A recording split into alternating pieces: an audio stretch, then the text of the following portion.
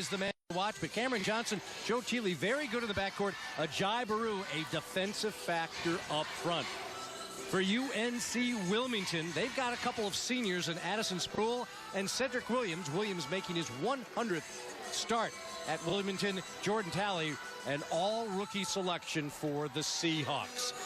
Well, their coach has made quite an impression in his first year, and for more on that, we check in with Brent Harris. Well, Al, UNC Wilmington went from worst to first in 1 year, and first-year head coach Kevin Keatts was the runaway coach of the year in the CAA this year. Now, last season, this team won only 3 conference games, and they were picked to finish 9th in the CAA going into this season.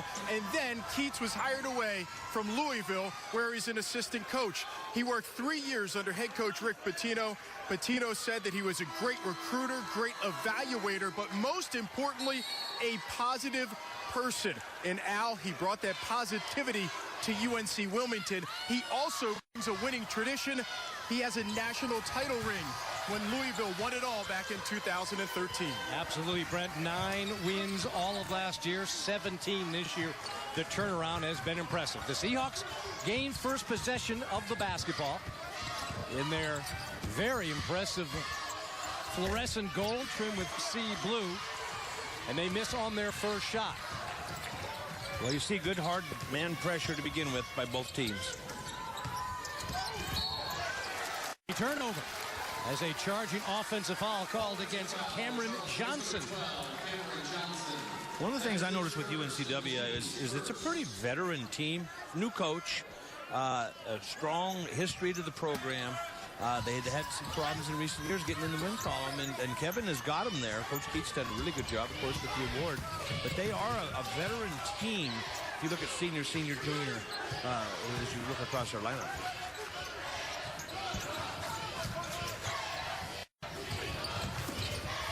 On the attack, Sproul kicks it into the corner. In and out on the first attempt by Jackson. Really tough luck. A really nice pass by Sproul.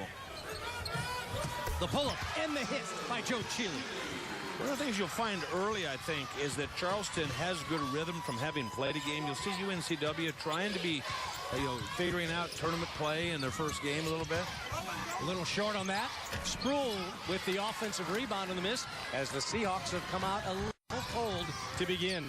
Something that's interesting to follow, Al, is the come-from-behind nature of UNCW. They were ahead by 7 at half in the overtime loss. They were ahead by 9 in the second half of the other game. So you see them with a little bit of tournament rhythm. They jump out, ahead 4-0. And the pressure of Wilmington cannot really exert itself if they don't score. No, and they're coming off a week's layoff. Their last outing, they lost to Elon 74-55. They were 0 for 14 from three-point range. It's the first time all year they have not hit. You see the foul there on Cameron Johnson. I believe that's his second, so that's pretty quick that he gets in peril. And, you hit the first couple baskets of the game go their way, and then the first couple fouls go against him. So Johnson must sit.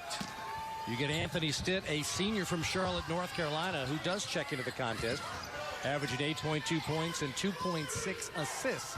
So a little depth to work with for Earl Grant in that regard.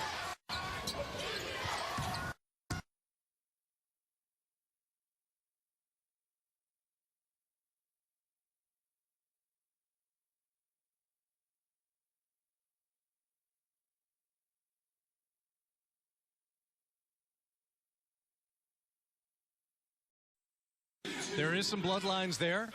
Brad Brownell, an outstanding job, got the Seahawks to an NCAA tournament, riding one of the great shooters, Brett Blizzard.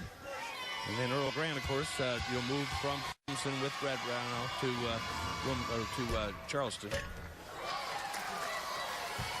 You can see a little nerves here. UNCW is not used to being, a seed and being in the tournament. Sometimes coming out of that bye, you're a little bit testy. I was going to just ask you that. Remember, the College of Charleston played last night, so they got some of those kinks out. Do you see that with UNC Wilmington not playing a basketball game for an entire week? Well, all that feeds into it. They're slow starters to begin with. They've had some time off, and they've got a team that's got a little rhythm.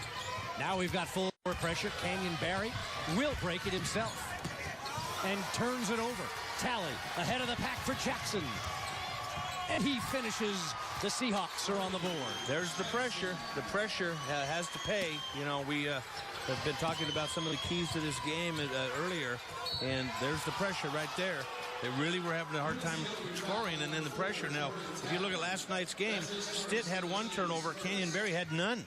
So between their 2 guards, 1 turnover last night, and all of a sudden you see Canyonberry with a turnover. Earl Grant, his first season as the head coach of the College of Charleston. Dick Bender, Quentin Farrell, and Antonio Reynolds Dean are his assistants. And that victory last night, Blaine, has got to be big for College of Charleston. Yeah, you know, to your first year to come in and get a win when you've had such a tough season, you know, kind of just gives a little bit of feel-good at the end of the year, but this would be bonus time. And carrying the basketball, Joe Cheeley trying to beat that Seahawk press. Turnover, feeding their offense. That's what, there's one change in Wilmington from a year ago. It's their pressure defense, jump-starting their offense. That is certainly something Kevin Keats has brought in with his 3 seasons, as Brett Harris documented, under Rick Pitino, that included a national championship with the Cardinals. You see a lot of spacing and you see a lot of driving. Well, Gilmore got part of that, but Cedrick Williams was there on the follow-up. And after shooting nothing but blanks for the first 2 minutes, UNC Wilmington was taking the lead. Tim Everett, Keith Fogelman, Matt Curtin are our officials this evening. And more trapping pressure by the Seahawks. They back out of it now with 20 to shoot for the College of Charleston. They are the fresh team. Now, can they wear them down over the course of the game? You know, they've done some pretty good stuff, but they're still in a close game. Barry the miss on the first attempt he's taken this evening. And on the move, Ponder ahead to Spruill. Challenged by Ajay Baru. There's that defensive presence by number 1 in maroon. That was all intimidation. He really didn't make much of a play other than just be there. Now we're getting an offensive foul on Canyonberry. This was created by penetration. He drew a second defender, Baru, the shot blocker, and all of a sudden Baru's man put it back in. But then Baru intimidated Addison Spruill on the last attempt. Wow, Anthony Stitt picks up a personal. And already the College of Charleston, Blaine, Kevin Keats has got a real advantage as Earl Grant's squad now with 5 personal fouls. We have not even played 4 minutes of this first half. That is unbelievable. They're not the team that's pressing. They're not the team that's forcing the action. You would think if you were just to close your eyes, it would be the other way around. However, the Seahawks, not a very good free throw shooting team, 8th in the conference at 67% from the stripe. Tally, one more from Ponder to Williams. He can't finish. And a hustling play by Donovan Gilmore. Shealy had it knocked out of his hands, and a blocking foul against the Seahawks. They wanted to complain, but when you're up 5-1 on the fouls, it's hard to complain on a charge block. So Kevin Keats will talk things over. 15:47 to go. A turnover at one end and a finish at the other by Freddie Jackson to keep the Seahawks on top.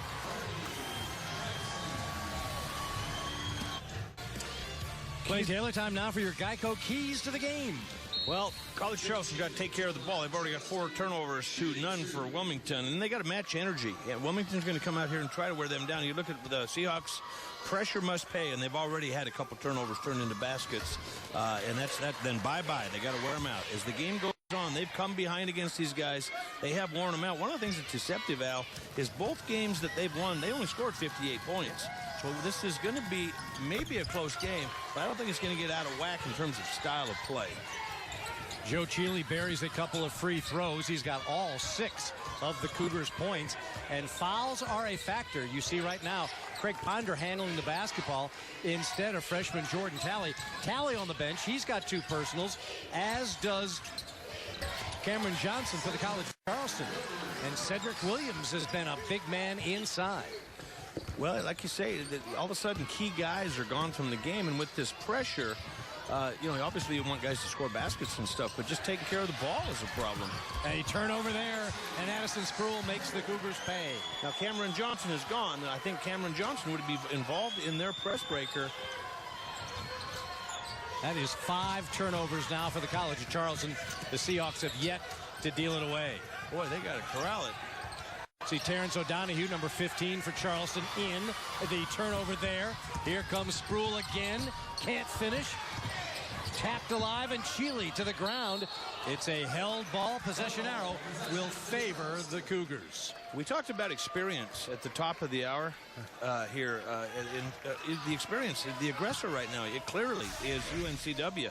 Now, I think part of that is College of Charleston has got all these early fouls, and so they've got them a little bit timid. A little senior-to-senior action there. The senior Sproul to the senior Cedrick Williams. And he's got that nice mid-range jumper, and this press has given the Cougars a lot of trouble, particularly with Cameron Johnson on the bench. I've always felt like you have to be willing to score against pressure like this. If they want to extend, and one of the things Charleston's not doing is looking to do anything other than just survive against it. They need to make people pay when they want to pressure you. The big man there, C.J. Geddes, number 23 for UNC Wilmington, a 7-footer, the red sophomore from Findlay, Ohio. So there's a lot of size Kevin Keats can work with, and a lot of talent there, but Freddie Jackson can't get the finish.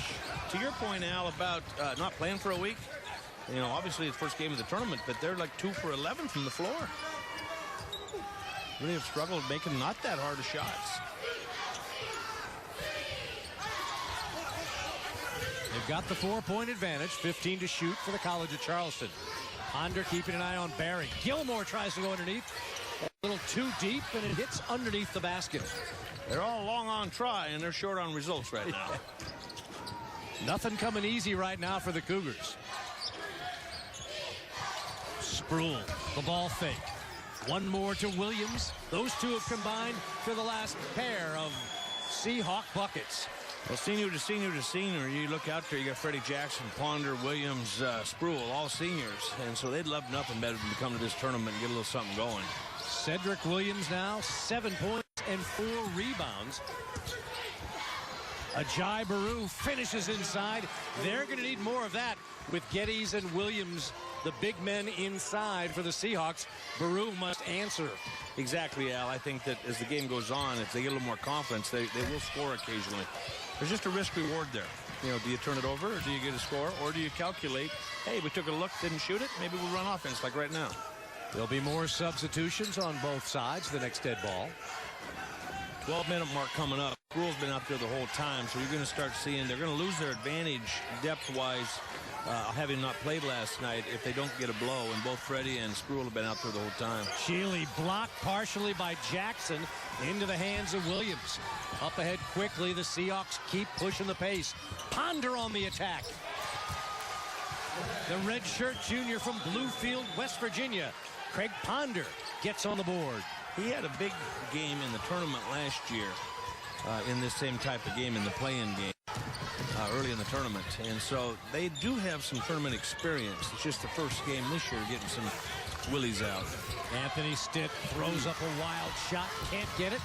Jackson again on the move and finishes. Baru had that ball right in his mitts, let it get away, and it's a 4-point swing on the not putting it back and letting them run out on him. So UNC Wilmington has stretched the lead to 7 as they have created turnovers at one end, and Freddie Jackson has made Charleston pay at the other.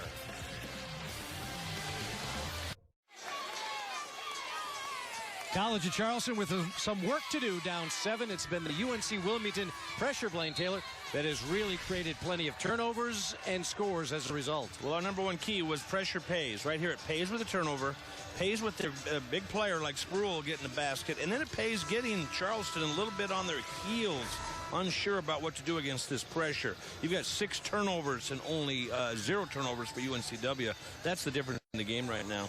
Let's check in with Brent Harris for more on what he heard during that last time out. Well, almost that entire timeout, Al, Earl Grant spent telling his guys how they have to beat this press. They drew it up a couple of times, and he implored them. He said, look, not only do we have to beat this press, but we have to play defense. He feels like they're showing that they're tired and they're getting back and lacking the defensive pressure. He said, if you have to come out of the game, raise your hand, I'll get you out of the game, but you have to play defense. Brent, to your point, the College of Charleston started 2 for 2 from the field, led 4-0. Then Kevin Keats Sick the dogs on them. They are 1 of 6 from the field since. 6 turnovers, a 15-4 run, and more trouble as College Charleston has to take a timeout. Well, when you press all night, every night, then you get pretty good at it. And so if the offense makes an adjustment, as Brent Harris said, you know, they drew up some stuff in the timeout. Well, certainly they've got the ability to shift their pressure. You know, I think that they've got to be a little bit more confident at doing different things, doing them well. And right now you just see a lot of uncertainty on their part. One of the things I think you look at is you talk about Earl wanting them to play defense. It takes a lot of energy to attack pressure. On the full, you got to get in bounds. You got to get it up the court. You got to maybe not shoot it and get offense. If you turn it over, you got to run back. If you shoot it, you got to rebound. All that stuff is a drain upon your reservoir of energy. And that's what the second key we had was bye-bye. Use that bye to full advantage. But that bye really fits their style where they can tap into energy that the other team has and diminish it. We see Dylan Sherwood with his first action as number 20 for the Seahawks. They need Stitt to settle him down a little bit. Yeah. They've got Canyon Barry on the bench. You know, Canyon kind of gets diminished in his role when they're in disarray, running around facing pressure. Evan Bailey, number 11 for the College of Charleston, as well as Glenn Pierre Jr., number 5 for the Cougars, getting their first taste of action. And they will earn some free throws from this exchange. Well, you got some guys first day at grade school here. I mean, he's gone to the bench heavily and just said, hey, you know, we're gonna go into the second game in this tournament. We're a little bit short on energy. Let's get some guys out there that are a little bit fresher and let them go for it. And that was not a bad possession. They got it up the floor. Stitt took charge. They got him into offense. Got a chance to go at the basket and got to the free throw line. And as you suggested, Joe Chealy needed to be the guy to be a little more aggressive. One of their leading players, Canyon Barry, leads the team in scoring, but just 0.2 of a point ahead of Joe Chealy. Canyon Barry 12.6, Joe Chealy 12.4, and he's their leading assist man as well, as with 3.5 per game. Well, Chealy was their leading scorer in one of the games that they played, and they were ahead by 9 in the second half in that game. So I think they can hang with these guys, but they got to do it 2 at a time. UNCW is a little bit spurtish. You know, they'll have some spurts if you're not careful. A little bit of zone here, it looks like. See if they can't change the rhythm. See if they can't get him standing a little bit, make him shoot over the top, because they've been getting by him so easily. Haven't really shot a lot of jump shots. Pugh inside. Spruill the turnaround. Too strong, one and done are the Seahawks. Here comes Stitt on the move. Finds Evan Bailey, who's got 3-point range. Instead takes it inside, and now Stitt will start to reset the offense. Ooh. Somebody's ankles didn't get broken, but they were trembling. Into the hands of Chealy. He's got 7 for the Cougars. Beautiful find for Gilmore. Oh, what a nice possession. That was Anthony Stitt. And you're right. Joe Chealy moved that basketball around till they found the open man. Well, when you are trying to pass, run offense, and everybody's up in passing lanes, what is vulnerable? Help defense is vulnerable. If you got somebody that can break some ankles and get into the paint like you see Chealy there, all of a sudden you get the ball in the interior, you get it on the punch of the paint on the dribble, the pass into the interior, and then you get the kick out for the wide open 3, which they would not get just running offense. Let me give credit. That was Terrence O'Donohue, number 15, with a nice extra pass to find Anthony Stitt. Now, this is a decent-looking zone team. You've got a pretty big forward on the backside at O'Donohue, and Pierre inside's, you know, big old long drink of water now. Pierre at 6'11", O'Donohue at 6'7". Now, they're not as accomplished players with penetration. Well, that was a circus shot that almost went for Malik Pugh, the freshman from Dyersburg, Tennessee. Game of that drives you crazy as a coach, Al. You get the ball at 1 foot with the layup and the whistle blows. But again, the last 2 times down, the Cougars have found a way to beat Kevin Keats' press and get it inside. Addison Spruill picks up his first personal, the 4th, on the Seahawks. They came out of the 12-minute timeout pretty juiced up. Some good pressure. Now you're approaching 2 or 3 minutes now, and you've got some guys that have been out there quite a bit. He's very content to keep Jackson and Spruill on the court a lot. And they're used to it. I mean, I'm not questioning it at all. But it takes a very well-conditioned player to do that. So Stitt and Shealy work in the backcourt. Pierre, O'Donohue, and Bailey on the wings. Stitt, the pull-up. O'Donohue almost tapped it home. Freddie Jackson chases it down, and here come the Hawks.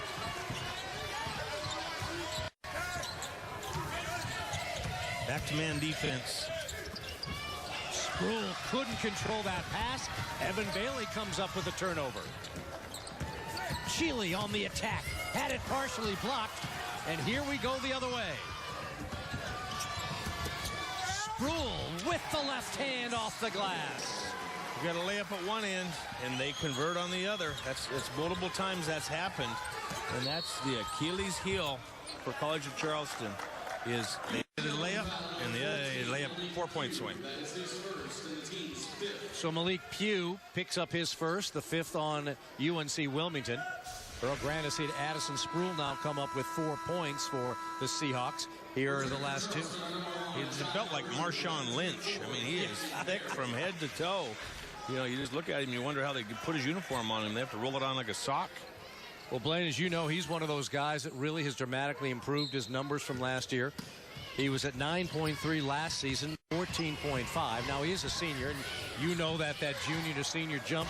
But that's also, I think, a lot of credit to the coaching of Kevin Keats and his staff of Casey, Stanley, Takeo, Siddle, and Thomas Carr. As you say, it's a multiple choice answer of why he's done better, but part of it is just a clean, fresh environment with the new system that really fits him. Pugh has had some crazy looks at the basket, has thrown up some amazingly difficult shots. Kevin Keats keeps him in the game. Canyon Barry back in and out. But the putback by Pierre Jr. They just, if you're Charleston, you just need more plays like that. Take care of the ball, good shot, chance at a rebound. And Sproul will get free throws out of that attack to the hoop. It's almost inexplicable. You make a basket, you're excited, you come back, and the guy just, they call straight line driving, where you go straight to the basket. He really didn't have to go around him. He just was, it was like geography. The shortest distance between 2 points is a straight line. And Ajay Baru picks up his 2nd personal foul, so we'll see how Earl Grant plays that with his defensive presence inside from Baru needed. But it looks like they're going to make sure he doesn't pick up number 3 with 8:08 to go in the first half. They leave Baru in. Pierre's out. So he wants to, he's going to stick with it. So Gilmore comes back in, a 6'7" freshman from Greensboro, North Carolina. We see Dylan Sherwood back into the contest as well as Glenn Pierre Jr. will rest. One of the things Earl Grant is, you know, they sneaked the win out last night. Of course, they come in at the bottom of the standings, so they're on house money a little bit. So playing his young guys some, playing a guy with 2 fouls, it's not a devastating decision to make. Here is Shealy. Tried to leave it up there for Gilmore, who was unsuspecting. Cedrick Williams was wide open. Jackson buries it. The problem is he's wearing a yellow uniform. And back to the full court pressure.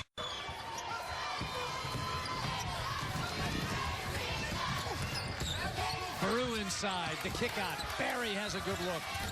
Can't get it to drop. One more opportunity. They battle inside. And there's going to be a foul against the Seahawks as hard work from Ajay Baru and Donovan Gilmore will pay off for the College of Charleston when we come back. Canyon Barry looking to find the range, but Glenn Pierre Jr. says, I got your back. Little half-hour break. We'll have a studio. We'll have a stadium show for you that my partner Blaine Taylor will be a part of, and big-time action between Delaware and Northeastern. But right now, 21-14, the 7-point advantage continues for UNC Wilmington, and Kevin Keats has forced a ton of Charleston turnovers and have made the Cougars pay. 8. They're on track to get them into the 15, 20, maybe 20-plus range if they stay with it. I think the nightcap might live up to its billing, as the main event of the day. 4-5 game was a little anticlimactic, and the 6-3 a lot of times is really a good game. Oh, 2 good plays by Donovan Gilmore. No luck off to that. Now Kevin Keats is arguing that the ball should have gone the other way, that it went off the College of Charleston. His pleas fall on deaf ears, and the Cougars will keep it and get a fresh 35 out of it.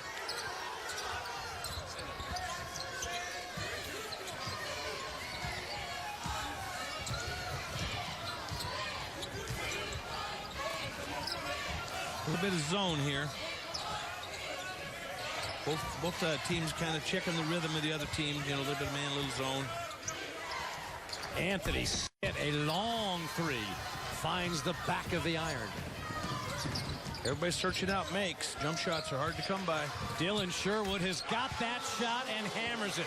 He is a big body at 6'9", but he is shooting 39% from behind the arc. Now 34 of 86 from three-point range on the year.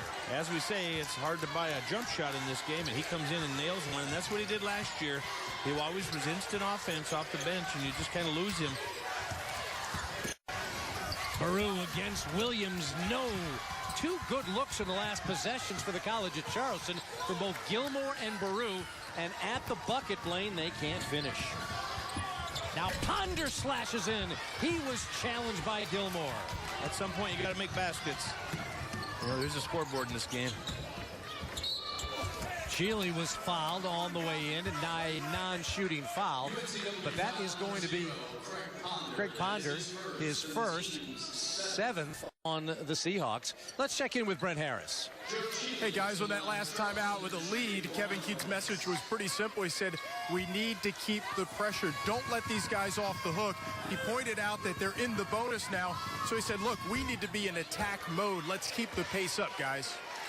Yeah, Brent, it's interesting. We thought that the College of Charleston was going to get into the bonus situation early. They had 5 team fouls in about the first 2.5 minutes, but right now it's dead even at 7 each. And Joe Shealy, 1-on-1 situation, makes them pay to draw the Cougars a little closer. Well, the table turned, I think, because they started attacking the pressure rather than being timid against it. So 9 of the College of Charleston's 16 points have come from Joe Shealy. He had 11 last night in the win against Drexel. Zone. They just keep bouncing back and forth. You have to kind of pay attention. That's exactly what the offense has to do, is kind of change their attack a little bit. There's now 8 to shoot. Spruill wins and hits the baseline J. He's become more creative, more versatile as he's confident. I think you get a little rhythm from a steal score. Kind of like making a free throw gives you a little confidence, and all of a sudden his mojo picks up a little bit. He's now the leading scorer for UNC Wilmington as he has 8. Shealy is really important to him, but he keeps messing around with the ball and he keeps being too creative in the paint. He just used his speed. He could cause a lot of problems. Shealy with the basketball now and 7 to shoot. Attacks in the paint. Too strong. The putback won't go either. And Sherwood, with some help from Williams, gets it back for the Seahawks. Ponder in traffic turns it over. Yeah, a lot of guys going for difficulty points rather than just stopping and shooting when they get into the interior. A lot of times looking for that and one or that foul or that whistle.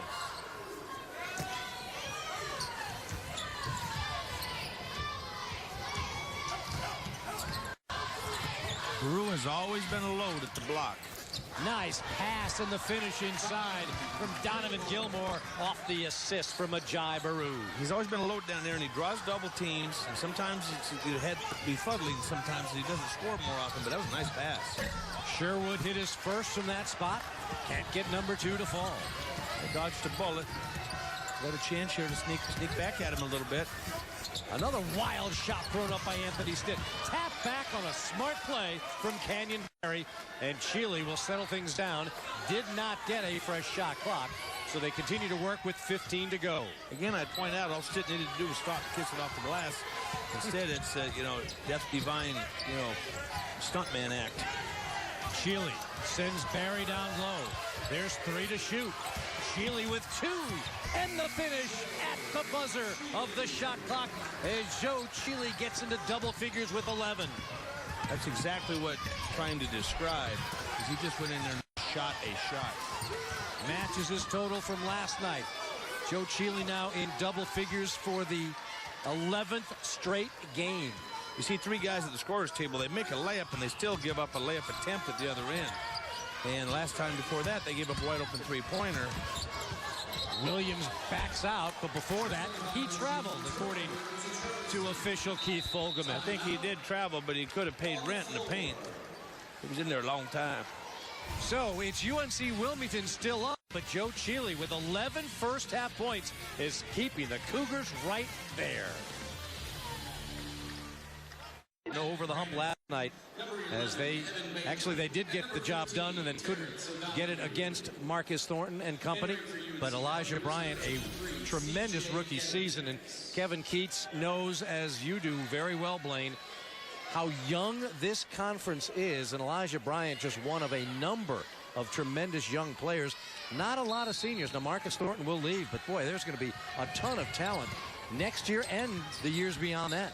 Yeah, there really is. 24 of the 30 leading scorers are underclassmen. I think that's one of the secrets to Wilmington's success this year is they're just a little more veteran. The 3 award winners you had, they're all very, very deserving. Boy, that's too bad. Sproul had a layup, dunk, something on the other end. That would have been interesting. But you look at Elijah Bryant, boy, you know, he was a resounding winner of the freshman, and Kevin, you know, pretty much unanimous. And everybody thinks so much of Marcus Thornton. Do feel bad, you know, Damian Lee, of course, was a strong presence on that one. The outstanding young man from Drexel who's had injury problems his last 2 years. This one maybe even more painful because it happened so late in the season. A broken hand to deprive not only the conference's leading scorer, but one of the top scorers in the nation from finishing out this season with the Dragons. Well, how many times does the league sit there and talk about, hey, this guy's a player of this and national player of the week? Yeah. Averaged 33 points a game 1 week on the road. And, you know, Drexel was kind of given up for dead at one point in this league race. They came back and won 5 or 6 games, and he was the heartbeat of that. And so, you know, hard to see. But, you know, that's a fact in this game. You know, things go on. Bruiser Flint doing a magnificent coaching job down the stretch, basically playing the final few weeks of the season with literally 7 players in uniform. They had 7 players last night and gave this College of Charleston team everything they could handle. It was Charleston down the stretch who did a great job of closing things off. They were 10 of 12 in the second half from the free throw line with 9 steals in the game as well. Here is Canyon Barry. Won't go, but he was fouled on the way in. Well, you and I did the Drexel win at William & Mary, and I would have bet my house that William & Mary would probably win that game, given the way that Drexel was limping into the game. And I mean, it was like I was tasered by a policeman for about 3 days. I was shocked at that outcome. But I think that was probably the last gasp that Drexel had on the season. Now here's the prototypical, you know, Barry free throw, which always gets people attention. But, you know, if you're a youngster growing up and you remember his father, Rick Barry, this was the way he shot it. And it's 2 hands. The ball spins soft. It rolls in. That one bounces out. Yeah. But there is that soft backspin to it. 72% from the line this year is Canyon Barry, a young man who has been a tremendously improved player for Keats. But then we got Sherwood again. That man has got unbelievable range for somebody that tall. Instant O. Now you see 10 players up there at the free throw line or forward. That's where Charleston would need to take advantage. But Kevin is really, you know, admonishing the guys. We need to go for the juggler, go for the juggler. And they've been hovering these last 2 minutes of the half. If they can get to the free throw line and they can close this thing down in single digits, they're fine. Dylan Sherwood has been huge coming in, knocking down a couple of threes in a game where they're struggling scoring the ball. They haven't shot a very good percentage. They've really gained advantage with some turnovers and some baskets, but it seems like nobody can take advantage of the other one right now. Yeah, that was 9 team fouls. Joe Cheely can't finish the first of a 1-and-1 situation, so the Cougars have left some points at the line. Ponder, that is a pretty finish. He now has 4 points. Craig Ponder, as Canyon Barry breaks the press in ahead. Sherwood thought about fouling him, and Barry will get the lay-in. As I said last time, there's 10 players at the free throw line or above. If you get it in cleanly and turn and go, there's no free safety back there.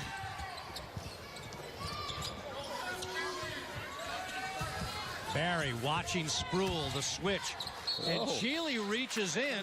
Possession arrow will allow UNC Wilmington to keep it, but that was a pretty defensive play. Oh, yeah, that was almost odd to watch. It was like they both grabbed an Easter egg basket at the same time. It's like, whoa, I want those eggs.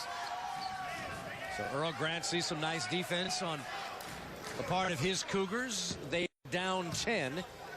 You know, what's about half crazy to me is they make a layup on one end, and 3-4 times they've given up layup attempt at the other end. So, you know, the Wilmington's trying to press the issue, but if Charleston could just get back and stop the layup attempts on the percentage plays, that would really help them. Blaine, I don't think there's been a transition play yet where UNC Wilmington hasn't gone straight to the hole. This time Freddie Jackson will splash in a three.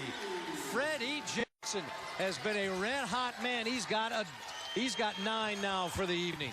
He's played minute upon minute upon minute this season, and he's really settled things down so Jordan Talley as a freshman could come in and play, you know, good minutes as a freshman, because in the backcourt you got Freddie kind of keeping everything orderly. Averaging 36.3 minutes per game, to Blaine's point, at his third most in the CAA for Freddie Jackson. And that speaks volumes, because you got to avoid foul trouble. There's a lot of times those things are warped by the fact that, you know, 3 or 4 times you sit on the bench half the game. Stitt must shoot. One more for Bailey. Is it going to count? Kevin Keats says no, but the officials say yes. So what had been the biggest lead of the game at 13, Evan Bailey bails the Cougars out right at the shot clock buzzer.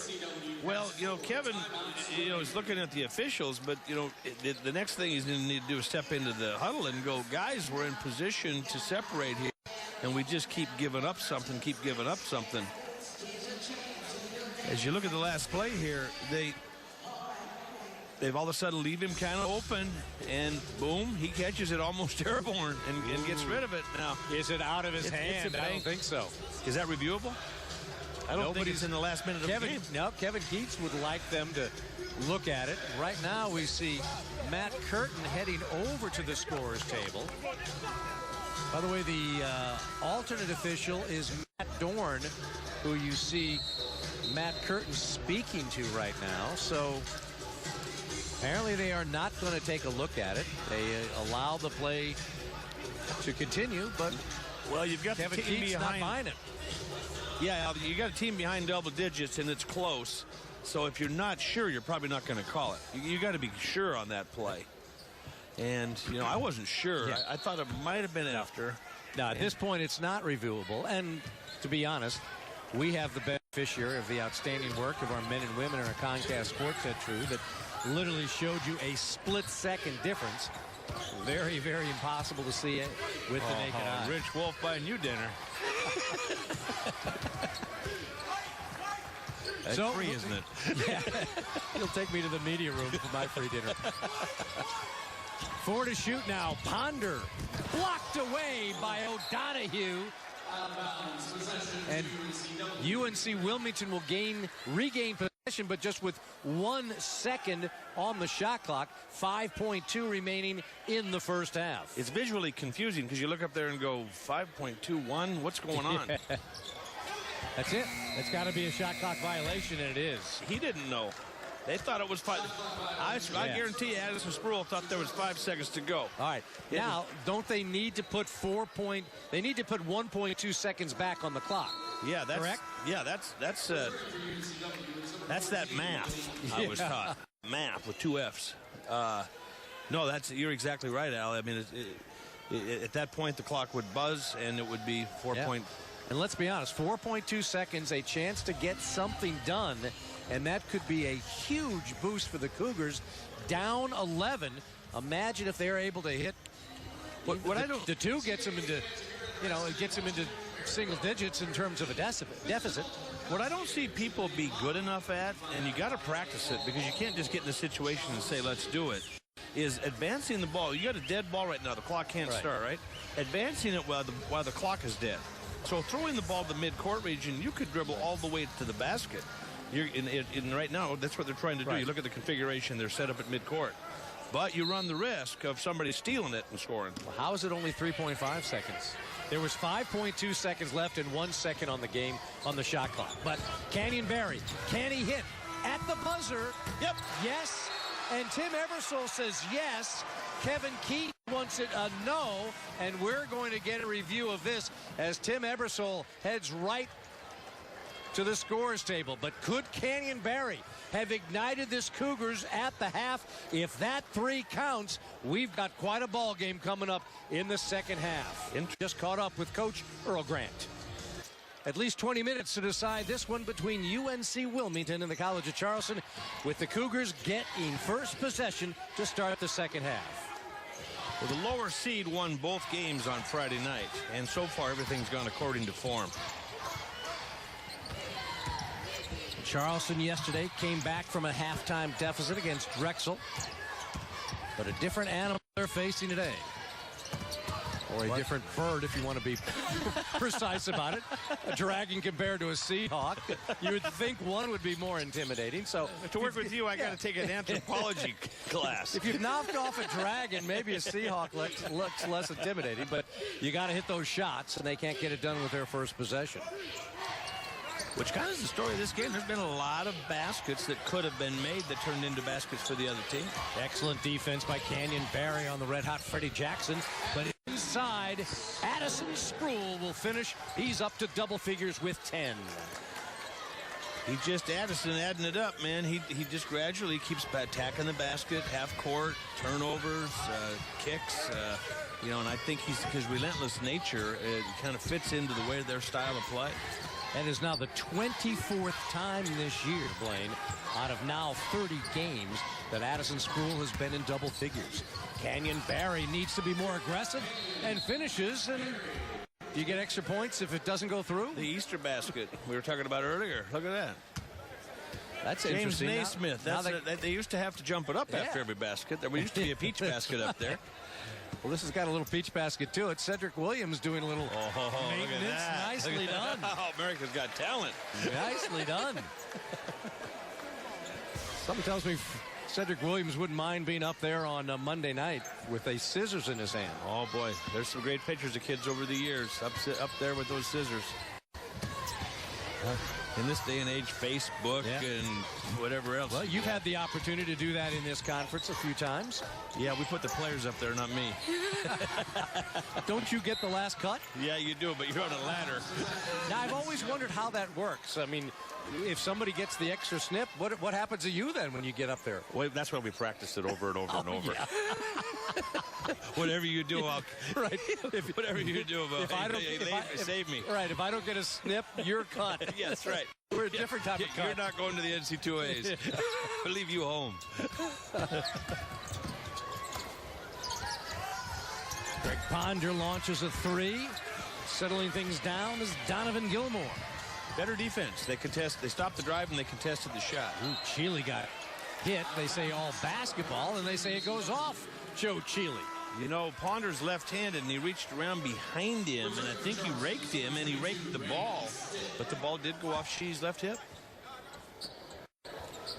So the men who were in foul trouble, Jordan Talley, number 4 for UNC Wilmington, and number 12, Cameron Johnson for the College of Charleston, a pair of freshmen who picked up 2 early fouls, both of them ball handlers, are now back in the contest to start this second half with their 2 personals. Talley goes cross court. Ponder fakes the shot. The floater, and a pretty finish. Interesting to see what they can offer now fresh. Ponder better on the move. He's really crafty by people. Here is Cameron Johnson turning the corner, finding Joe Chile. A little shake and bake move along the baseline. Back out to Cameron Johnson. Ajay Baru battles for it into the hands of Canyon Barry. Popcorned right into the right spot. Barry was there for cool position. Talley is fouled by Barry going in. That's going to be number 2 on Canyon Barry, the first of this half for the College of Charleston. Well, you know, something I would point out is they make a layup at one end and they come down the other end and they give up a layup look again. And I don't know why. The only guy that, you know, Ponder made a 3, but Dylan Sherwood has made a 3. But the rest of the team would rather take the ball to the basket, and they're not doing a very good job of anticipating that fact.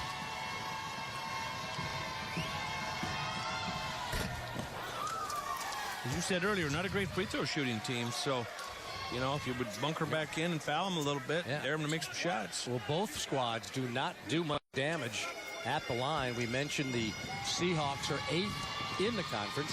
right at the very bottom, shooting just 66%, is the College of Charleston. And again, Jordan Talley can't make any headway from the free throw line. He had 2 roulette wheel free throws. They both rolled around and out. UNC Wilmington now 5 of 8. And Stitt buries that shot. He had a good first half, as he had to come in after the 2 quick fouls for Cameron Johnson. That was pretty elusive. He had a chance to maybe pass the ball, kind of gave him a little bit of a limp leg, and then went for the basket. Stitt now up to 5 points. Craig Ponder with the C's parting down the lane, got right to the hole. Ponder now up to 8 points.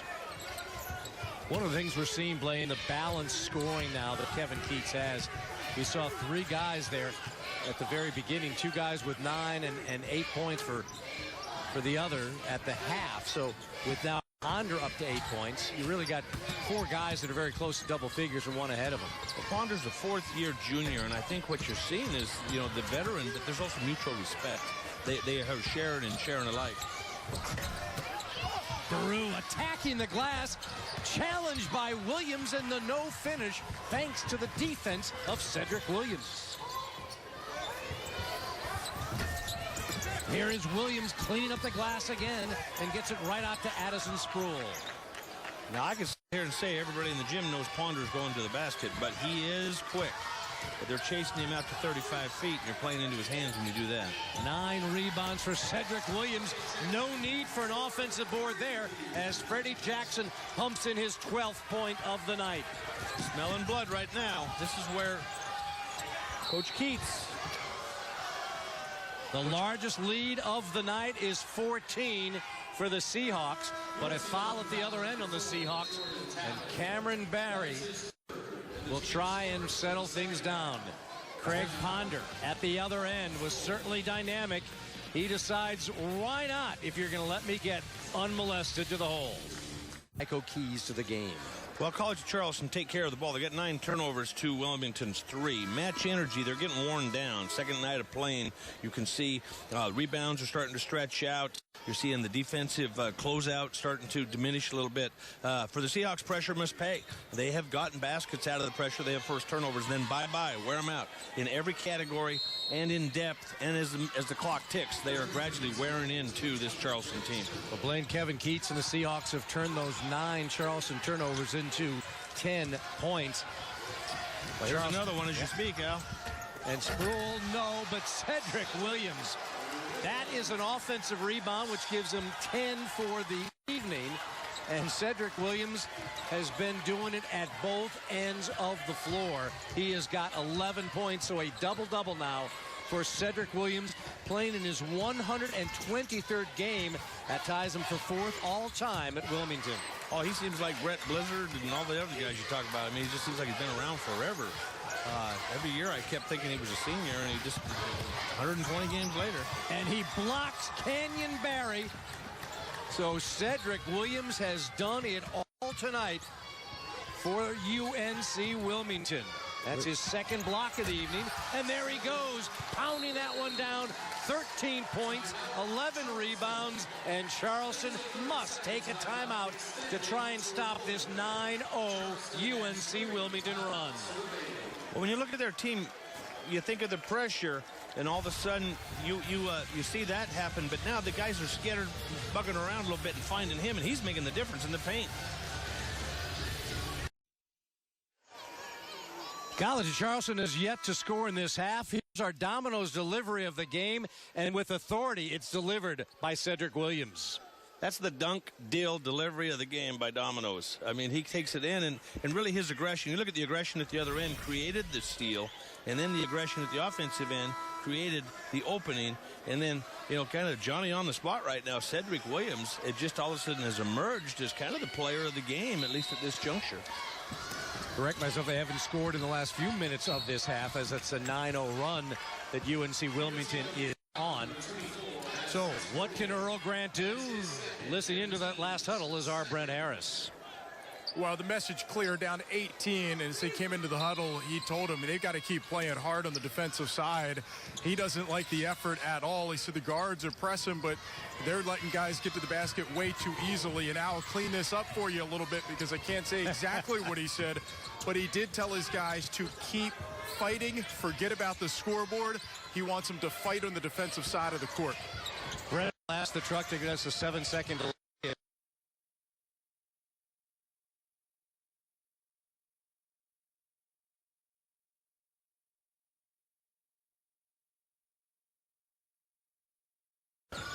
Well, part of wearing you out is wearing you out mentally. And what happens when you start getting worn out mentally is you're giving up drives, giving up transition, missing makeable shots. And not running your offense. That was just a pull-up, long three-pointer. There was no offense run there on that last play. No, not at all. There's a little bit of a sense of forlorn frustration that, their seasons, on the brink of coming to an end. And that's a realization when you come to a huddle. You look up and go, oh, I'm not sure we're going to get this one. Now, Blaine, we're also in a very unique situation where we're both seeing two first-year coaches at their programs. Kevin Keats was hired earlier than Earl Grant, and Earl Grant obviously comes in late. You can't really get much recruiting done. How difficult is it for players to buy into a new coach and vice versa? Well, you feel fortunate when things fall into place. Kevin's done a real nice job of everything and has gotten his due credit, which he deserves. But his players have kind of melted together. They really both came into a similar situation where both of them had high hopes. Your best case scenario is what's happened to Kevin. Your worst case scenario is what Earl is enduring, is things just haven't fallen into place. They've had a hard time winning, and yet they got the win last night, which was something you kind of hang your hat on. But when you get in these kind of situations, you're looking to next year, you're looking to recruiting, some of those types of things. And, early in the game, you see Freddie making his third three-pointer. You see the pressure there that's relentless. They're not going to call the dogs off up 20. They're going to stick with it. That's their style. So if you're Charleston, you're going to have to attack back. And Anthony Stitt, one of the seniors that Earl Grant inherited, can't get it to finish. 15 points now for Freddie Jackson to lead all scores.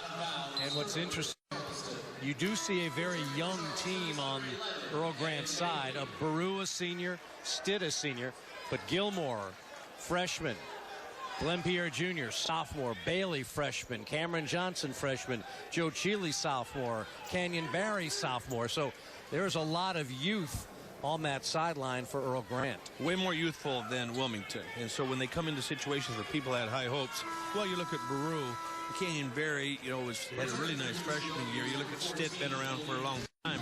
You thought they'd be able to build around that. Sheehy is a fine player, so that's what they were hoping to build around. But you make a really good point now that they are younger than Wilmington, and we keep pounding beating the drum on the experience of Wilmington.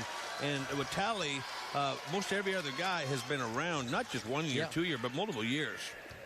And you mentioned Ponder. He's a redshirt junior, so essentially his fourth year. The man we just saw, C.J. Geddes, a redshirt sophomore. You've got Freddie Jackson, Cedrick Williams, Addison Spruill, all seniors. Dylan Sherwood, who hit those big three-pointers, is a redshirt junior. So even the guys who aren't seniors technically have been around a lot longer. They have, and as we said at the top of the show, what did we learn today? When you and I were discussing on camera, what did we learn today? That when you have an experienced team and you're coming off of a bye, you got tremendous advantage, and you're seeing it right here in front of us right now.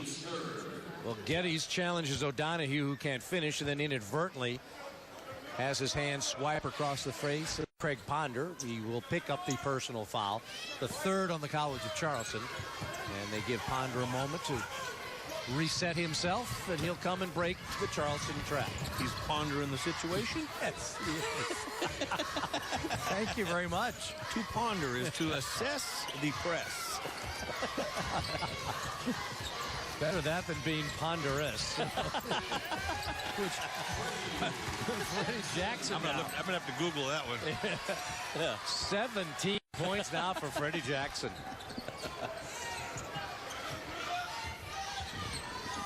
Well, in the quarters, you just wonder if lightning's going to strike.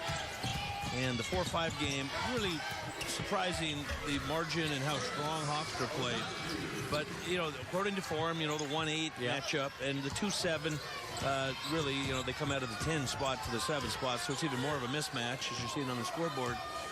In the 6-3 game, which looms next, it could be the most entertaining game. They split in the year. They both won on the road. So this neutral court site, really sets itself up pretty good. Explosive players on both sides. By the way, that last O'Donohue bucket, as Freddie Jackson now is going for Player of the Game award with 19 points. The O'Donohue bucket stopped a 14-0 Seahawk run. Freddie Jackson tries to start another. Canyon Barry, and it's just pretty much come down and somebody launch. Well, they're just hungry for a basket, and they're trying any way possible to try to get one. But you see in Wilmington, the early jitters, missed shots, easy shots, mistakes, they've turned it into a lot of rhythm and a lot of baskets. And they've just played better and better as the game's gone on. Wore them down.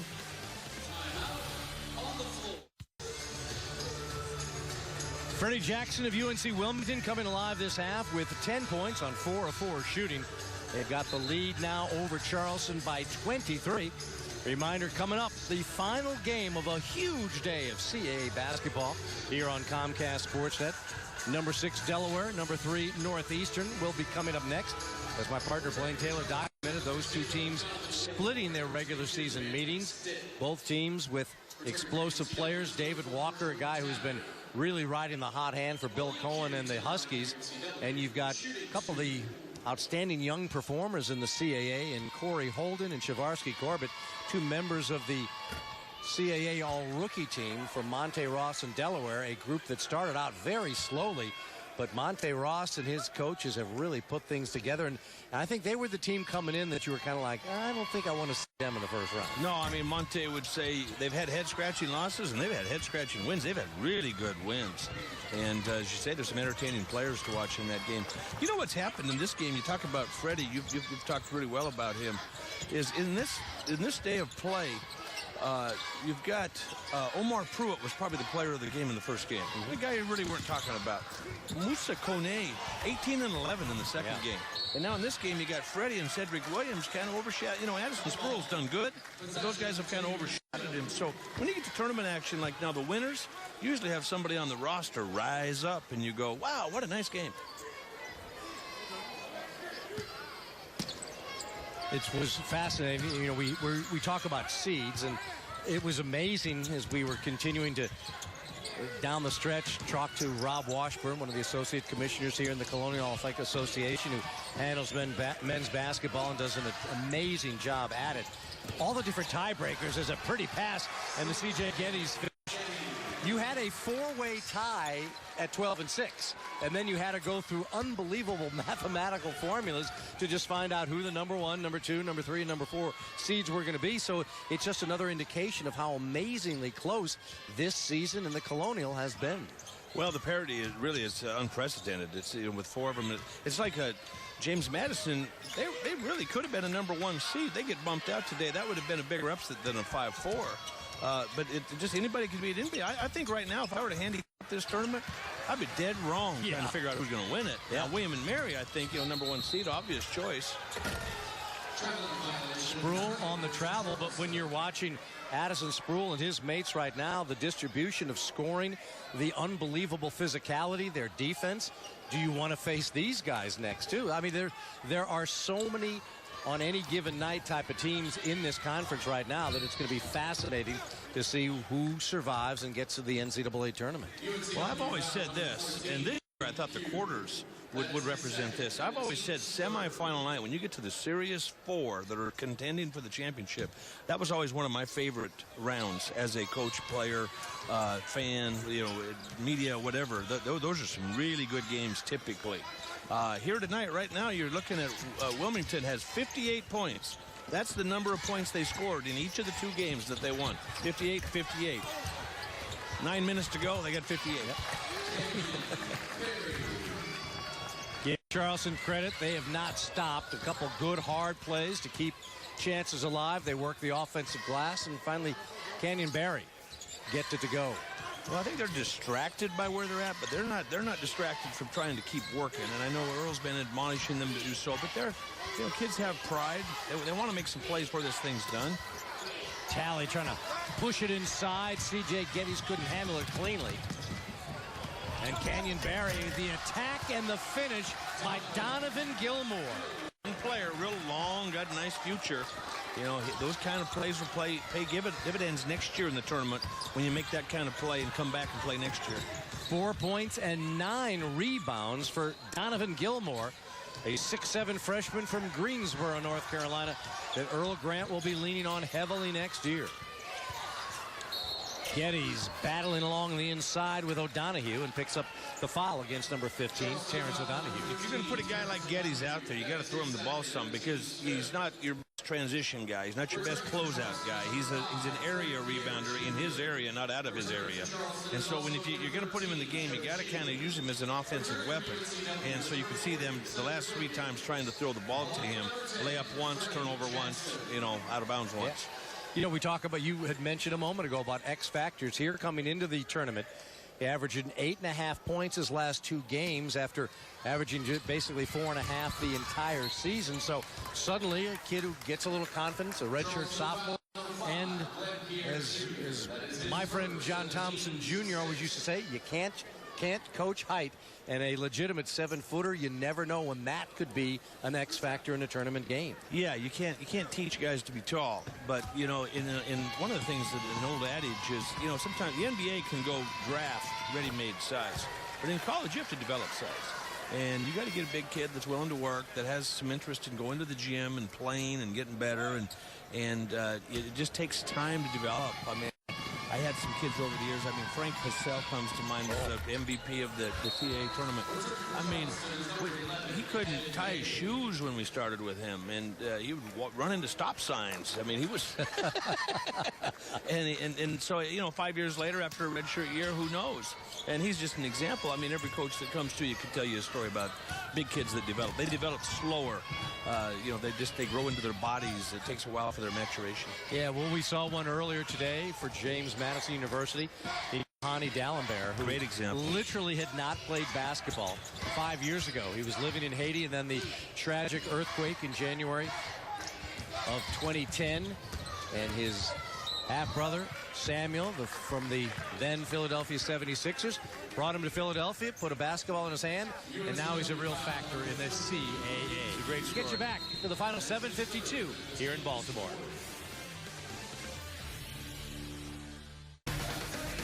It's time now for our Armada game summary. We've got Canyon Barry with a couple extra points, 3 rebounds.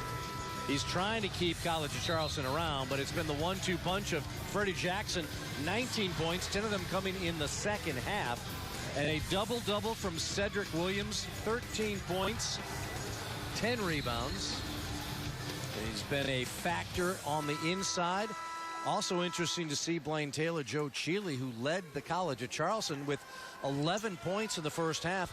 He is still stuck on 11 and has yet to take a shot from the field. He'll be at the free throw line right now, but has yet to shoot from the field in this second half. Well, they bottled up Barry the first half, and they absolutely just, put a shield around Sheehy the second half. And I think some of it is just the nature of the way the game turned out. But that's what's happened. But the story on the positive side is, Freddie Jackson and Cedrick Williams just really rising up and having, I don't know if they're career nights, but they're career type nights. Here's Cameron Johnson launching a 3 and hit. So Cameron Johnson, who was saddled with those 2 early personal fouls, hits, and the College of Charleston right back out in that man-to-man pressure, which I think really hurt him. He would have helped them score, obviously. He matches up defensively, which they needed, but also handling the ball against the pressure. Yeah. They missed him. So he picks up his first 3 points of the evening with that pretty stroke. Jordan Talley, another freshman, just threw it up off the glass, and Cedrick Williams ate it up. Well, you said a mouthful, and you just said threw it up off the glass. I'm not sure he thought that was going in as much as, there's a whole bunch of jerseys around me. Somebody else put this in. Cedrick, here you go. Cedrick, help me out here. Time for Cedrick to flush it home. And Cedrick was happy to put in his 15th point. Oh, boy. Here's Cameron Johnson, back-to-back threes. Back-to-back. The freshman from Athens, Georgia, shoots 37% from behind the arc. That's what you can do in these games. Yeah. Over the years, everybody's been in these games. You have somebody jump up and all of a sudden hit one and just start going, hey, I don't care what the score is, time. This is my last chance for romance here. Well, his dad, Mario, is a former National Football League defensive lineman, and he was recruited out of Clark Central High School in Athens, Georgia, by the SEC to play quarterback. A number of SEC teams were looking at Cameron Johnson as a quarterback possibility. Evan Bailey works the glass. No. Tapped around, and Cedrick Williams grabs rebound number 11. And still won't give it up. And Joe Chile won't give up the fight. I'll bet you he was, the veer or the option or all this stuff that they do anymore. I'll bet he was something in that action as a quarterback. Well, you know all about that. You're Drew Williamson for those good Old Dominion teams you had. Was a outstanding North Carolina high school quarterback. He was actually the athlete of the year in the state of North Carolina. All sports, all classifications. He won 2 state championships as a quarterback, threw 115 touchdown passes. And I didn't think he was that good a pass. I mean, good with a basketball, but I didn't think he was that. We would throw a basketball around like a football. I could throw it better than him. And I said, man, what, you must have thrown like 5-yard touchdown passes. Thanks, Coach, for all your support. Well, that was after a Tony Robbins session where I was trying to build him up. Thank you. Had to level out his ego just a little bit. But he won 3 state championships. And so, that's one of the things I wish kids did more these days. Didn't specialize so much. You never know what a kid's going to be good at. Sometimes somebody gets caught up in a certain activity where they specialize and do it year-round, and they miss out on, they might be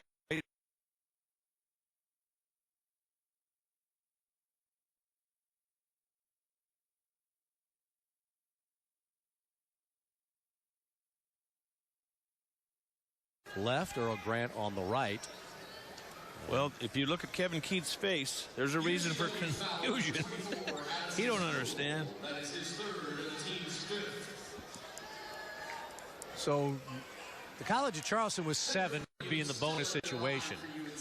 So Cedrick Williams now will be at the free throw line, but if a foul was on Addison Sproul, that must have been on the last free throw. Yeah, I don't know exactly what they got here, but if you're Kevin Keats, you've got the game under control. You don't need somebody hurt. You don't need something firestorm. You don't need to burn energy. You don't need somebody with a gash above their eyeball. You need to just kind of keep your pressure on, keep playing with some poise, because you got to have a 3-night plan. If you're going to come here, it was a 2 seed. This isn't a one and done experience, hopefully. Now, Blaine, are we getting to the point as we hit the 6-minute mark remaining? Where is it now we're getting a little chippy out here as that's going to be on Glenn Pierre Jr. Well, the second, and there's some words being said amongst players, and the officials kind of get in there right now as Jordan Talley's not particularly happy about how this foul transpired. You can play your bench if you just guard people. So the decision for Kevin is, how much are we going to pressure? Right. Are we going to call the dogs off? I can go into the bench a little bit. How much energy am I going to burn pressing with my veterans? Am I going to go to my bench some? Can I score? But if we would just play solid defense, the clock will tick. At this point, it's not his style, but some guys would go zone just because they got to play 3 days in a row. We see the officials over at the monitor to see if maybe there's a flagrant foul. As we'll try and take another look. I just thought this was a hard Wes Unseld-like pick. I don't know if this was necessarily a dirty play, but we'll let the officials decide as they will take a look at what we showed you a moment ago. Well, when guys get surprised like that, and I don't want to make light of it, but when guys get surprised, they get hit. Now, kids anymore are pretty good at, when they get hit, making sure the officials know and that everybody's aware they got hit, and thus the whistle blows. And so Talley took a good shot there. But now you go over and you got to look and see if there was anything flagrant about it. And I agree with you, Al. This is a game on, play on. And this is where I think they're excessive in reviewing some of these plays that are normal plays that I've watched for decades. And all of a sudden we've got this, hey, somebody was trying to hurt somebody. Pierre hasn't played enough basketball to know how to hurt somebody. No, I agree, but I do think our officials are doing a good job, though, of trying to make sure that this doesn't get chippy, that there is no frustration. I can imagine, you don't want to be in Charleston's end. At the same time, UNC Wilmington doesn't want to be look at as, okay, they're getting away with something here. So I would imagine our officiating crew of Tim Ebersol, Matt Curtin, and Keith Folgerman want to make sure nothing does get extra. Well, and I would concur with that. I just think that decision can be made without the monitor. Okay. So Jordan Talley picks up his first 2 points. As we mentioned, Talley and Johnson, the two freshman point guards, saddle with those early fouls, so they finally get on the score sheet. Besides more than personals, Johnson hit an earlier three a couple moments ago. Talley gets his first 2 points of the night. Chile still hasn't taken a shot from the field as Johnson too strong on that three-point attempt. One of the things I would add about the intensity that you're seeing is these guys really didn't play a lot, and I think it's telling that they're so close to one another, and they didn't play a lot until the 90s. And then they played repeatedly, so they're not very far down the road from one another. So there's a little local pride, bragging rights up for grabs here. So they're not going to go away easy. And as you say, I do agree, the officials need to keep track of stuff. Cedrick Williams now with 19 points, 13 rebounds. He ties Freddie Jackson for the team lead. So the UNC Wilmington fans have a lot to cheer about what Cedrick Williams has done tonight. Well, what they do is with the ability to attack with a ponder, with a sprawl, when they can get into the interior, it causes second defenders to come, and typically those are shot blockers. And those shot blockers are coming, and right in behind him comes Cedrick, and he's just cleaning up the action. He's got a lot of putbacks. You look at 7 for 9 on free throws, or field goals, and a lot of those are just point-blank stuff. He's made a couple other jump shots, but most of that stuff's been right at the basket. You know, it's a real breakthrough performance for Cedrick Williams in this regard.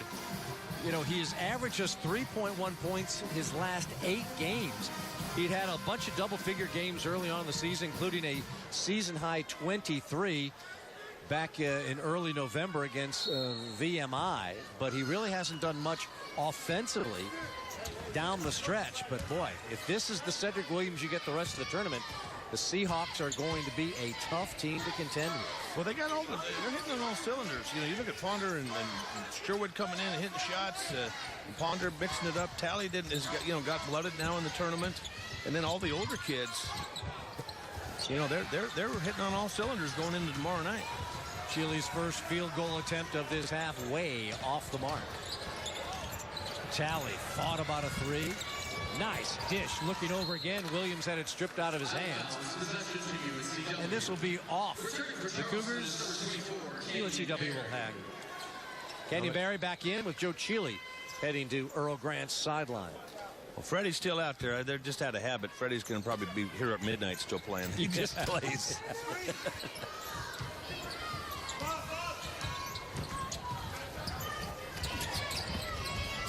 Here is Freddie Jackson off the window. No. Another whistle on the inside. A foul. You look at the valuable minutes. Excuse me, Aldi. You look at the valuable minutes we were talking about with some of the Charleston guys getting. But you look at Bogo.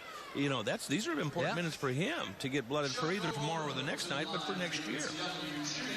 The first time we've seen Chukwubodo in the game, the sophomore, 6'9", from Nigeria, and we'll get right to the free throw line. He's averaged just about 13 minutes off of Kevin Keats' bench, but another one of these guys that down the stretch, and certainly for next year, you want to get a little experience. They have plenty of size to work with. That's one thing I've seen in this game. We haven't even seen another 7-footer, a transfer from Tulsa, and David Wishon, who's available for Kevin Keats. So it's rare you see one 7-footer, let alone two on a roster. I went down to put a 7-footer in one time, freshman, and all of a sudden he looks up, oh, I got to go in the game. And he didn't go in, and I go, what are you doing? And all the other guys started laughing. Says, Coach, he put his sweats on, didn't put his jersey on underneath. He wasn't sure he was going to play. So we had to go to the locker room, get his jersey, and put it on. Well, you certainly had some good big men in your time there with Alex Lawton and Gerald Lee. Oh, yeah. Gerald Lee, the Tim Duncan of college basketball. He was just as cool and calm and handled the game the way Tim Duncan handles the NBA. All those guys are still tearing it up overseas. So we will step aside. UNC Wilmington has certainly taken it to Terrence O'Donohue in the second half. Cedrick Williams has been amazing, both offensively and defensively for the Seahawks.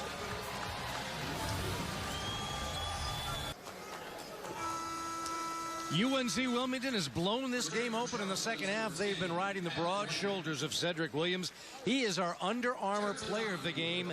19 points, 13 rebounds. How efficient he was from the field. And Cedrick Williams, a well-deserved player of the game honors. He certainly has had good success this year against the College of Charleston. 9.8 points a game, 4.8 rebounds in the 2 regular season games, and certainly blew it up tonight. The communication studies major from Murfreesboro, Tennessee. And I'm wondering if in the back of his mind he's thinking about this, Blaine. If he plays 3 more games, I mentioned this is a 123rd start for our 123rd game for UNC Wilmington. If he gets 3 more, he's #1 all time, and you know what happens if you get 3 more, where you are. Well, yeah, that's big time. And you're talking about a storied program that's been really, really good at times in the last 15, 20 years. And what I would look at is, you look at him and Baru, the matchup coming into the game. If you would have said 19-13 Baru, you'd say, whoa, and then Cedrick gets it. But I think that's that experience factor weighing in here. You know, he's really played well. And to be player of the game, considering how well Freddie Jackson's played, you know, they've really played well and set the stage for what's coming up. Cedrick Williams, #2 in the conference in offensive rebounds, slightly less than 3 a game. He's got 6 offensive boards tonight, part of his 13 rebound performance. So those extra chances has certainly made a major factor for UNC Wilmington. Which is a good talent. That's a bonus talent. You know, some guys have to have the whole team watch them do stuff.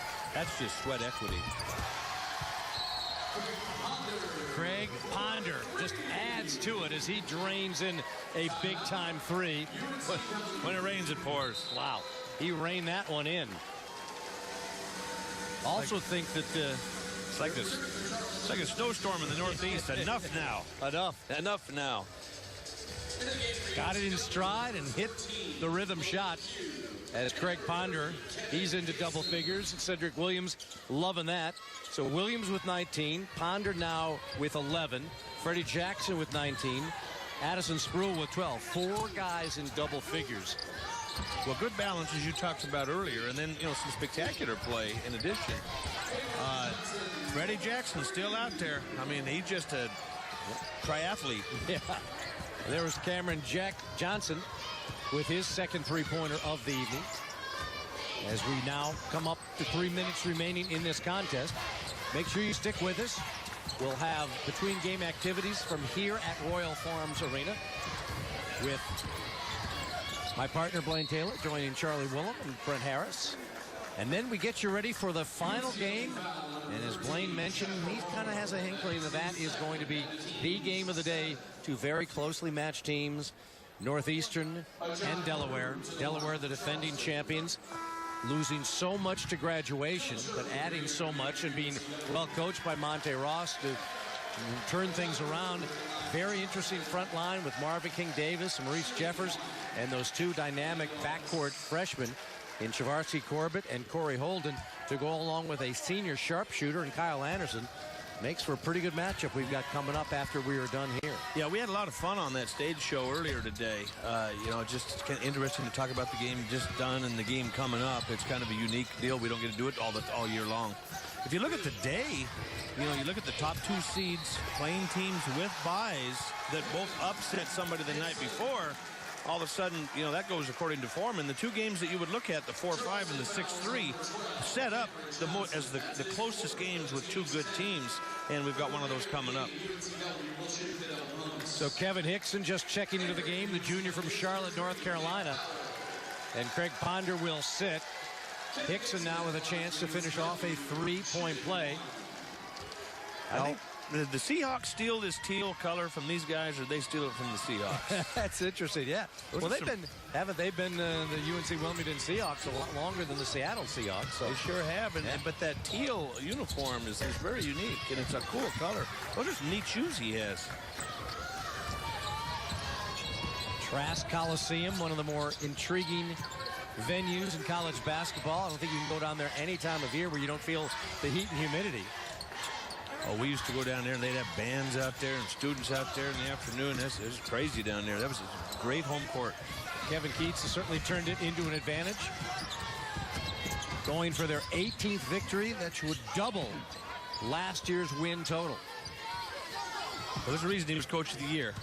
He took this group and molded them into a team, and they've just gradually added to it, and now semifinals. Wow. They will meet the winner of the game coming up to wrap up the big afternoon and evening of basketball here in Baltimore and on Comcast Sportsnet. That's going to be University of Delaware Northeastern a half an hour after we are finished here. Get back with us for the finale. And it's a good opportunity while we have it, Blaine, to also send out tremendous thanks to all the men and women in our Comcast Sportsnet crew. You mentioned our producer tonight, Rich Wolf, director Kevin Santos. They switched jobs for the first two games, and everybody who started at 6:15 in the morning. That's what I had to double take on. When I saw that 6 a.m. curtain call, I was like, whoa. And these guys been at it. You go out there to the truck, and these guys are just driving at it all day long. So we can't thank all the men and women in our crew for putting a tremendous day of work in to bring us some exciting CAA basketball, and we are not done. And because they're out there all day long, how many sandwiches do you think Kevin Santos has hidden in that truck out there? Just like an Easter egg hunt, probably, huh? He's been in the media room. He's been to the VIP room. He's been to the Comcast dinner room. He's got a pass to every room in the place. Get the house key. So we're down to the final minute of this one. A reminder, Blaine, the coach, Charlie Woolen, our Brent Harris, will be giving you a preview of our next contest, as well as a look back on all the earlier action in the CAA quarterfinals. That comes your way in just a moment when this game is finished at the Royal Farms Arena. A little bit too much mustard on that hot dog. Anthony Stitt will throw down a three. And we have one last whistle, we hope, as unfortunately there is a player down for the College of Charleston. It seems like when you're in these tournament deals, you have the game go down, and when you're the coach of the losing team, sometimes you have a heartbreaker. I remember with 0.2 seconds to go, Butler tipped it in against us in the NCAA tournament. They go to the national championship game, and you go to the locker room, you're just stunned. You're just heartbroken. I mean, you just don't know how to handle it. Or the flip side is like this, and you actually sit on the bench as you're the coach going, what am I going to tell these guys? Because you have to have that parting message to the guys. And for Earl, it will be a message of hope and thanking the guys for going through the season, accepting him, you know, competing, representing Charleston, and that there's better times ahead. For Keats, you know, for Kevin, you know, all of a sudden, guys, you know, we're right where we want to be. We're in the semis. That's Donovan Gilmore, who is up and being helped, and we hope it's just a twisted ankle. You saw as he kind of was coming in to look for an offensive board, colliding with Dylan Sherwood, and you would hate to have his final game of the season in any kind of serious injury, so we hope it is not that for the freshman from Greensboro, North Carolina, Donovan Gilmore, who had a very nice night, 6 points, but Blaine, 11 rebounds for the College of Charleston. So Donovan Gilmore certainly got the job done tonight for his Cougars. Impressive young player, very explosive body, and the saying, heaven forbid he has anything you know, devastating out there. Hopefully it's just a good bruise. Well, Malik Pugh is going to wind things out. There's about a 3 or 4 second difference there. That's a shot clock violation. Now with 1.2 remaining in a classy move by the Seahawks of the College of Charleston. Just to let things go out as Kevin Keats and company, thanks to a tremendous performance of 19 points and 13 rebounds by Cedrick Williams, is going to move on to the semifinals tomorrow. That will be televised on the NBC Sports Network, so we encourage you to join in and watch that. Earl Grant congratulating Kevin Keats. 18 wins now at the University of North Carolina, Wilmington. Thanks to a big night from Cedrick Williams. We'll wrap it up after this.